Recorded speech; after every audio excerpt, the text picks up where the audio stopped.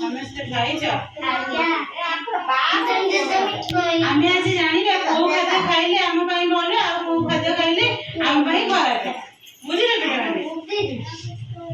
କହିଲ ଶରୀର ପାଇଁ ଆମର ଭଲ ଖାଦ୍ୟ କଣ? ଆମେ କଣ କଣ ଖାଇଲେ ଭଲ ହବ? କଖାରୁ, ଶାଗ, ଆଉ କଣ କହିଲୁ ପୁଅ? ଆମର କଖାରୁ, କୋବି, ଆପଲ, ଶାଗ, ଜାଇ, ଅଣ୍ଡା, କ୍ଷୀର, ମାଂସ ଏଗୁଡା ଖାଇଲେ କଣ ହବ? ଆମ ଦେହରେ ଶକ୍ତି ହବ।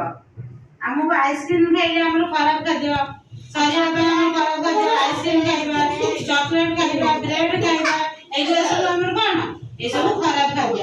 ଆକୁ ଆମେ ଖାଇବାନି। ବୁଝିପାରିଲ? ଆପଲ ଖାଇଲେ କଣ ହବ? ଦେହ ପାଇଁ ଭଲ। ଶାଗ ଖାଇଲେ ଆମ ଦେହ ପାଇଁ ଭଲ। ମକା ଖାଇଲେ ଭଲ। ଆମ୍ବ ଖାଇଲେ ଭଲ। କିନ୍ତୁ ଆଇସ୍କ୍ରିମ ଖାଇଲେ କଣ ହବ? ଆମ